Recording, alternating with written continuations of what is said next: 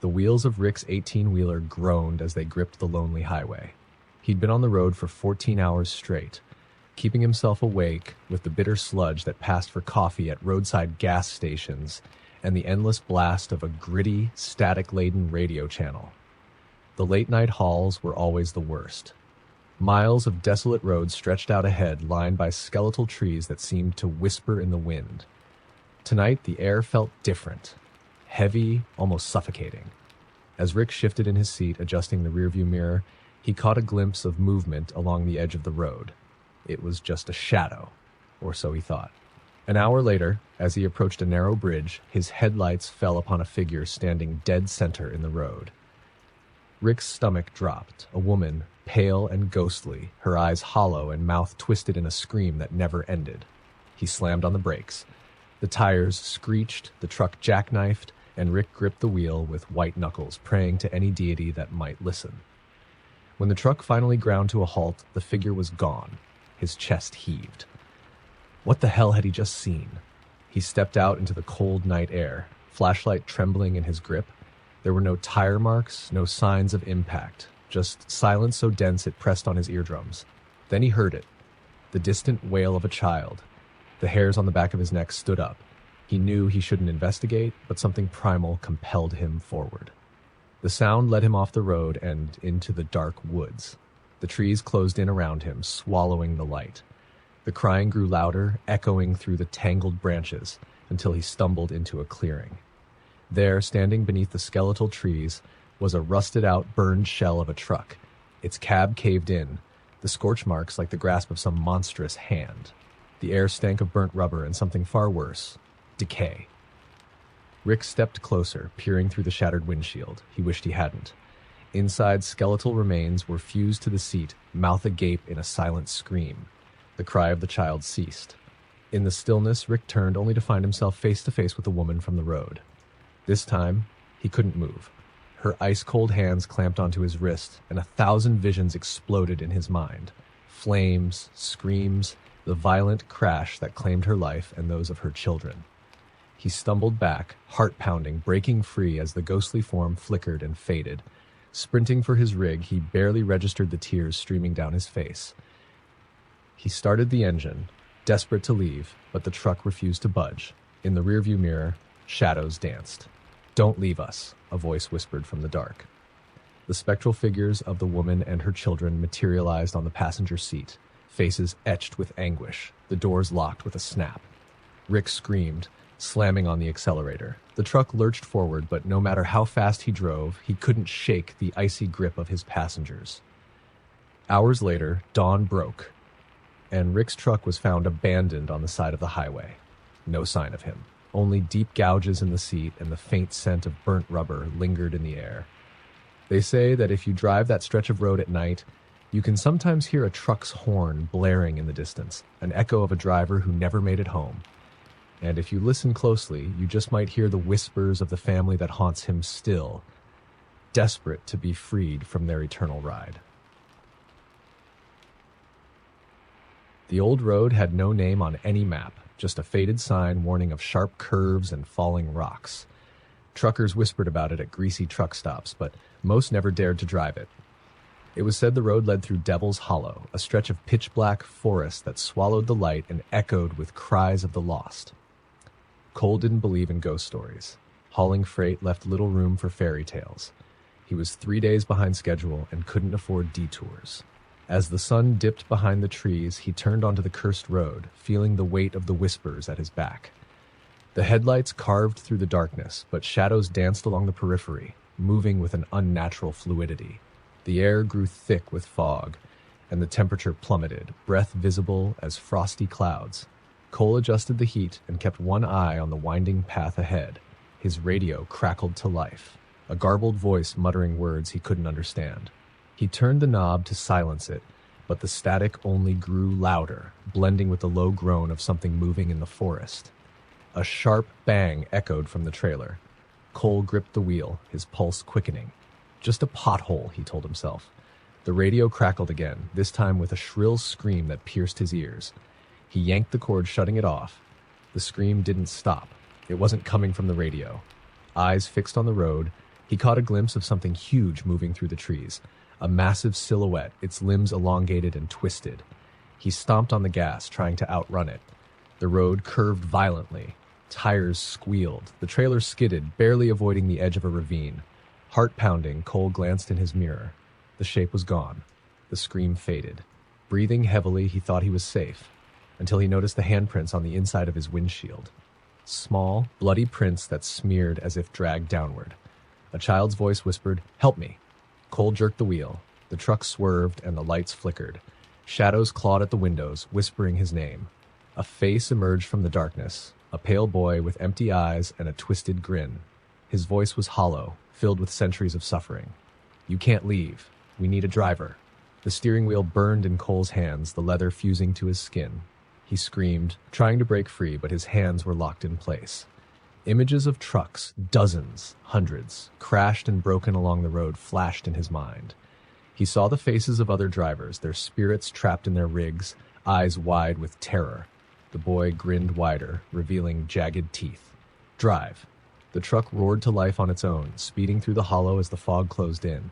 Cole could see the outline of old wrecks, ghostly specters with skeletal hands outstretched, begging for release. The boy vanished, only to reappear in the passenger seat. "If you stop, you'll join them." Hours passed. Maybe days. Time had no meaning. Cole's eyes bled from exhaustion, hands fused to the wheel. He drove endlessly, unable to veer from the cursed road.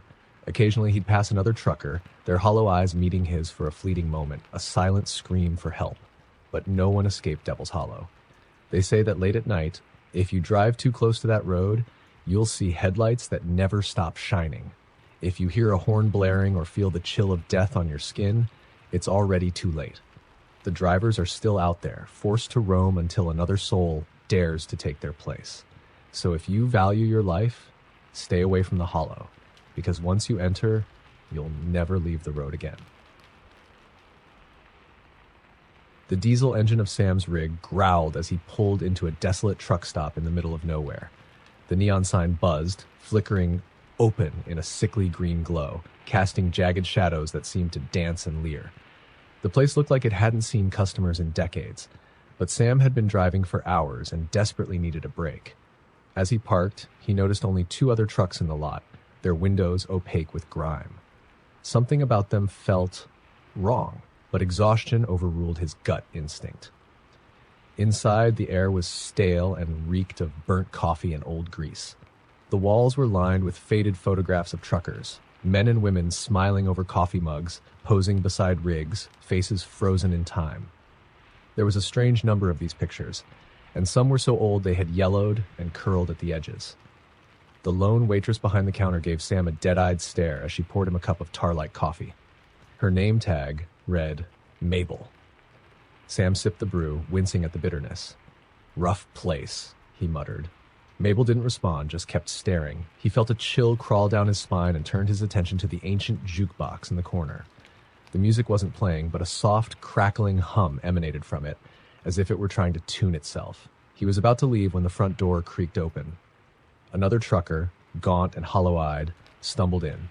His clothes hung loose on his skeletal frame, and his hands shook as if from cold or terror. He locked eyes with Sam, desperation and fear flashing in his gaze. "Leave," he whispered, lips barely moving. "Before it's too late." The jukebox roared to life, an old country tune blaring through blown-out speakers. The gaunt man's eyes widened, and he backed away as if the music itself was a monster.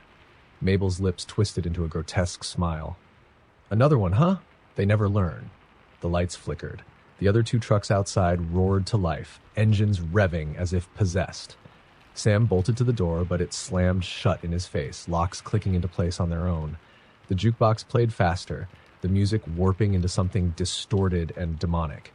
Mabel's skin cracked, splitting apart to reveal something ancient and wrong beneath, a creature of sinew and darkness, smiling with too many teeth. "Stay a while," it rasped, voice like nails on a chalkboard. The gaunt man screamed and bolted for the back door. He didn't make it. Shadows erupted from the walls, clutching at him, dragging him to the floorboards as his screams echoed and then cut off. Sam backed away, heart pounding, as tendrils of darkness snaked toward him. He grabbed a chair and swung wildly, smashing the jukebox. The music sputtered and died. and the shadows hesitated, writhing as if in pain. Taking advantage of the moment, Sam charged through the front door, ignoring the sharp pain as unseen hands clawed at him. Outside, his rig's headlights blinked on and off like a distress signal. He scrambled inside, locking the doors as the shadows slammed against the windows, leaving smears of darkness behind. The other trucks, those long-abandoned, grime-caked rigs, revved their engines again, moving of their own accord, trying to block his escape. Sam floored the accelerator, the truck lurching forward, tires squealing. He swerved around the possessed rigs, their horns blaring like screams of rage. The truck stop disappeared in his rearview mirror, the neon sign flickering once before going dark completely. Miles down the road, Sam pulled over, shaking and drenched in sweat. He looked in his rearview mirror. For a moment, he thought he saw Mabel's reflection, her smile impossibly wide. Then it was gone. He never spoke of that night to anyone. But other truckers have told tales of the cursed stop, a place that lures weary travelers and feeds on their souls. And every now and then, on an empty stretch of highway, a faint melody plays on the wind, a distorted country tune from a jukebox that should no longer exist. It was past midnight when Ben's GPS directed him to a narrow, unmarked road deep in the Appalachian Mountains. His freight delivery had already been delayed by storms, and he was willing to take a shortcut, any shortcut that would shave hours off his drive. The road felt wrong from the moment he turned onto it. The trees loomed overhead like silent sentinels, their gnarled branches forming a twisted canopy that blocked out the moonlight. The truck's headlights barely penetrated the oppressive darkness, and Ben couldn't shake the feeling of being watched. As he rounded a sharp bend, the radio crackled to life, broadcasting static interspersed with faint whispers. He turned the dial, but it wouldn't shut off. The whispers grew louder, urgent and pleading. Then he heard it clearly, a woman's voice, soft and desperate. Turn back now. Ben swallowed hard, glancing into his rearview mirror. The road behind him had disappeared, swallowed by an impenetrable fog. There was no going back. He drove on, every nerve on edge. The air grew colder, his breath fogging up the windshield despite the heater running full blast. Shadows flitted across the road, too quick to be animals. His pulse thundered in his ears. The first sign of real trouble came when he saw the lights, a cluster of lanterns swaying in the wind up ahead. They illuminated the vague shapes of people standing in the road, their faces hidden in the darkness. Ben slowed, instinct screaming at him to keep driving, but curiosity and fear rooted him in place. The figures didn't move as his truck came to a stop. One of them stepped forward, a woman in a tattered dress, her eyes sunken and hollow. "You shouldn't be here," she whispered, voice like dry leaves rustling. "None of us should be." The lanterns flickered, and Ben noticed that every figure was bound in heavy iron chains. They clanked and dragged as they moved closer, circling the truck. Panic surged through him. He threw the rig into reverse, but the fog pressed against the rear window, thick and alive. When he looked back to the front, the figures were gone. The lanterns had vanished, leaving only darkness. Then came the banging, hard, rhythmic pounding on the sides of the truck, as if unseen hands were trying to tear their way in. "Drive," the radio hissed. The woman's voice again, this time with urgency bordering on terror. "It's your only chance." Ben slammed on the gas. The truck roared forward, and for a moment he felt the wheels slipping, as if something beneath was trying to pull him down. But then he broke free, tires skidding on the dirt. The banging stopped. The fog thinned, revealing a jagged cliff edge to his right. One wrong turn would have sent him plummeting. Just as he thought he was safe, the dashboard lights flickered and the engine sputtered. The truck coasted to a stop. Everything was silent. Too silent. Ben stepped out, flashlight in hand, heart hammering. The trees were still and lifeless, but the ground beneath his feet felt off, like standing on the surface of a drum. He shone his light around and froze. Dozens of faces stared back at him, half buried in the earth, their mouths open in silent screams. He stumbled backward, tripping over something cold and metallic. Chains. Rusted and heavy, they wrapped around his legs, tightening with each breath. The ground heaved, and skeletal hands burst forth, clawing at him. The lanterns appeared again, casting an eerie glow over the scene. The ghostly figures surrounded him, their chains dragging across the dirt with a relentless rhythm. "We were taken," the woman whispered. her face inches from his own. Now it's your turn. Ben fought, kicking and thrashing as the chains pulled him down. The earth opened beneath him, swallowing him whole. The last thing he saw was the headlights of his truck, glowing like two distant eyes before being snuffed out. The next morning, a different trucker found Ben's rig parked neatly at the side of the road, the driver's seat empty and cold. No one ever found a trace of him. But sometimes, late at night, truckers driving that road swear they see lanterns swaying in the distance and hear the clinking of chains in the wind. Those who stop to investigate never return. The storm rolled in without warning, lightning splitting the sky and rain hammering down like fists on steel. Matt gritted his teeth, hands clenching the steering wheel as his truck shuddered beneath the weight of the wind. The highway stretched endlessly, slick with rain and deserted. No headlights, no taillights, only him and the relentless downpour. A bright flash lit up the world for a split second, and he saw it. A figure standing on the shoulder of the road, illuminated by the lightning's glare.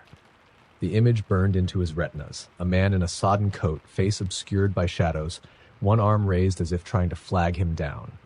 By the time the light faded, the man was gone. Matt's stomach twisted, but he kept driving, telling himself it was just the storm playing tricks. Minutes passed, the rain pounding harder. Then it happened again. Another flash, and the figure was back, closer this time, standing in the center of the lane. Matt swerved, tires skidding, barely regaining control before the truck fishtailed and slammed back into alignment. He glanced in the mirror. Empty road. No one there. A chill seeped into the cab, despite the heater blasting on high. The radio crackled with static, then cut to silence. Matt's fingers were trembling now, his breath visible in the frigid air. He focused on the yellow lines on the pavement, willing his heart to slow. But a low, rhythmic thumping sound started beneath him. A deep, resonant pounding, like something crawling along the undercarriage of the truck.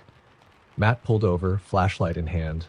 The rain was blinding, soaking him to the bone in seconds. He knelt, peering under the truck. Nothing. Just rain, splashing in muddy pools and the relentless pounding in his ears. He stood up, and the flashlight flickered. The figure stood inches away, water dripping from its sodden coat. Matt stumbled back, dropping the flashlight. In the brief moments of light and dark, he saw its face. Gray, hollow-eyed, lips curled into a grotesque semblance of a smile. When the light flickered again, the figure was gone. He clambered back into the cab, shaking and drenched, heart hammering. The truck's interior was bone-chillingly cold now, the windows fogged with frost. The pounding sound had stopped. As he fumbled with the key to restart the engine, the passenger seat creaked. Matt didn't want to look, but he did. The figure was sitting there, water pooling beneath it, eyes fixed straight ahead. It raised one hand, the motion slow and deliberate, and pointed down the road. Matt screamed, his foot slamming the accelerator. The tires spun for a second before catching, and the truck roared down the highway. The figure didn't move, its eyes never wavering. Mile after mile blurred by, the rain battering the windshield. Matt's breaths came in short gasps, but the figure remained unmoving. Finally, he reached a crossroads, a gas station, its flickering sign a beacon in the storm. He pulled in, slamming on the brakes. When he turned, the passenger seat was empty. Relief washed over him. He stumbled into the gas station, soaked and shivering. The attendant, an old man with a cigarette dangling from his lips, looked up, eyes narrowing. "Rough night?" "You have no idea," Matt rasped, sinking into a chair. "There was someone on the road." The old man's face darkened. He exhaled a long stream of smoke. "Not someone," he said quietly. "Something. You're not the first." The storm raged on outside, wind howling like a living thing. Matt leaned forward. "What do you mean?" The old man took a drag, eyes fixed on some distant point. "Years ago, a trucker picked up a hitchhiker out there. They never made it to their destination. The truck was found upside down in a ravine, but no bodies. Since then, that spirit walks the road looking for a ride. If it sits in your truck," he paused, the weight of his words pressing down, "it means you're next." Matt's blood ran cold. The door to the gas station creaked open, rain swirling inside. He turned, heart pounding. No one was there, but he swore he saw footprints, wet, muddy footprints, leading back to his truck. When he left the station, he drove until dawn, the figure's presence lingering like a shadow in the back of his mind. Days later, When his rig was found abandoned by the side of a rural road, no one knew where he'd gone. Some say his spirit now walks that same stretch of highway, forever locked in a deadly ride with something that should never have been given a lift. Tom had driven long-haul routes for over 20 years and had seen just about everything, but nothing compared to the midnight stretch of Black Hollow Road. It was a road other truckers spoke of only in hushed tones, a place avoided by anyone with common sense. The stories varied, but all agreed on one thing. No one who strayed too far on that cursed stretch of asphalt came back unchanged. The job was simple: deliver a shipment of machinery parts across 3 states. But his GPS had malfunctioned, leading him straight onto Black Hollow. At first, the road seemed like any other, cracked pavement lined with dense trees and the occasional roadkill. But as he drove deeper, the air grew thick, heavy with an unnatural silence. Not even the nocturnal calls of animals pierced the oppressive quiet. A fog began to roll in, curling around the tires and climbing up the cab like grasping fingers. Tom switched on his high beams, but the light barely cut through. Something moved in the mist, quick, fleeting shapes that danced just beyond the reach of his headlights. He told himself it was nothing, just tricks of light and fatigue. But he felt the prickle of eyes on him. He turned the radio dial, desperate for a voice, music, anything to ground him. All he got was static. Then, cutting through the static, a deep, raspy whisper. "Welcome back." The voice sent ice down his spine. He tried changing the station, but it was everywhere. The whisper grew louder, layering on itself until it became a chorus of voices. He turned the radio off. The whispers didn't stop. Suddenly, the truck jolted as if it had hit something large. He slammed on the brakes, tires screeching. Heart pounding, he stepped out with a flashlight, scanning the road. Nothing. No animal, no debris, just empty road and swirling fog. But when he crouched down to inspect the tires, he noticed deep, claw-like gouges in the asphalt, leading off into the woods. The truck's lights flickered and the engine sputtered. He climbed back into the cab, his hands shaking. As he tried to start the engine, a tapping sound echoed from the roof, slow, deliberate, like fingers drumming on metal. Tom froze, breath caught in his throat. The tapping moved, skittering across the roof toward the passenger side. Then it stopped. He dared to glance at the passenger window, a face pressed against the glass, pale, eyes like black voids. Mouth stretched into an impossibly wide grin. Its breath fogged the window, and a skeletal hand with claw-like fingers traced a pattern. Before he could scream, it vanished, leaving only a smudge. The engine roared to life on its own, the truck lurching forward. The fog thickened, and shapes emerged from it. Twisted, human-like figures with limbs bent at impossible angles. They lined the road, watching as he sped past. One stepped into his path, and though he tried to swerve, the truck passed right through it, the air turning icy cold. Tom gripped the wheel tighter, sweat pouring down his face. The road twisted and bent in ways it shouldn't, leading him deeper into the heart of Black Hollow. The whispers returned, chanting in a language he didn't understand. They rose to a deafening crescendo, drowning out the roar of the engine and the pounding of his heart. He saw it then, a house at the end of the road, ancient and crumbling, surrounded by dead trees. His truck slowed, drawn toward it against his will. Shadows moved in the windows, and the front door creaked open. The voices spoke in unison, clearer now. "You have arrived." The truck stopped. The doors locked themselves. The windows fogged over, blocking any view of the outside. In the silence that followed, Tom heard footsteps approaching from all sides, claws scraping against metal. He pounded on the glass, screaming, but the air grew thick, pressing against him, squeezing the breath from his lungs. When rescue crews found Tom's truck weeks later, it was abandoned at the side of the road. The interior was covered in deep scratches, as if something or many things had tried to claw their way out. No one ever found Tom. But some nights, when the fog rolls in thick and heavy on Black Hollow, truckers swear they can hear faint whispers calling their name and see claw marks appear, fresh and glistening on their mirrors. The old highway through Raven's Pass was a known shortcut for truckers daring or desperate enough to take it. It was notorious for hairpin curves, sudden fog banks, and rumors of ghostly encounters. Charlie didn't care much for ghost stories. Deadlines were real, and he was late. He turned onto the narrow road as dusk bled into night, determined to make up for lost time. The deeper he drove into the pass, the denser the trees grew. Branches twisted overhead, blotting out the moon, and shadows danced across the road like ink spilled on water. The road narrowed further, the shoulder giving way to steep drop-offs. As he guided the truck around a sharp bend, his headlights caught a figure standing in the middle of the road.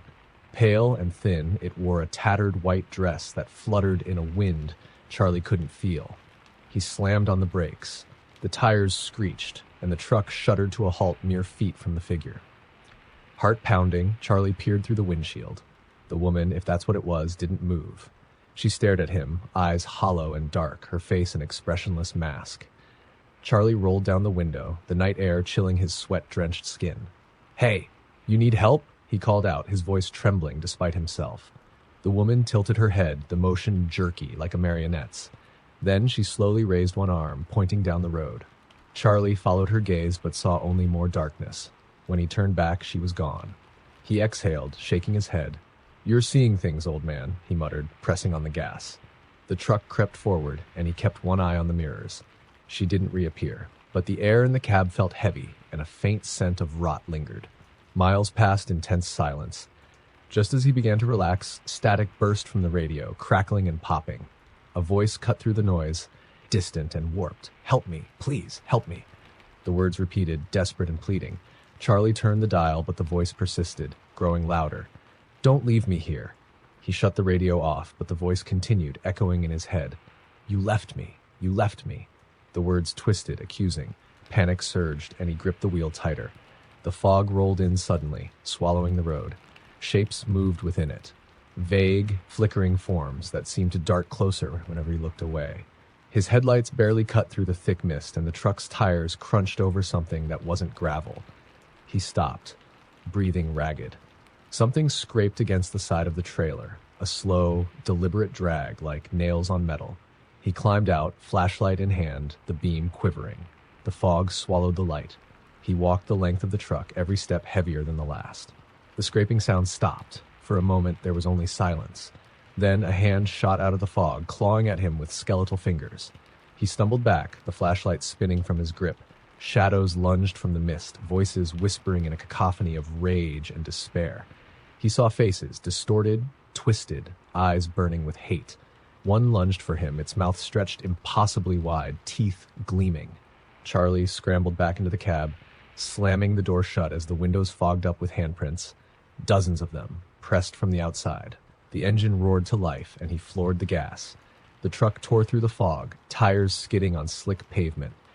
Shadows clawed at the windows, their faces pressed against the glass, screaming without sound. The road twisted and turned, the fog clinging like a living thing. Charlie's eyes stung with tears as he fought to stay on the path.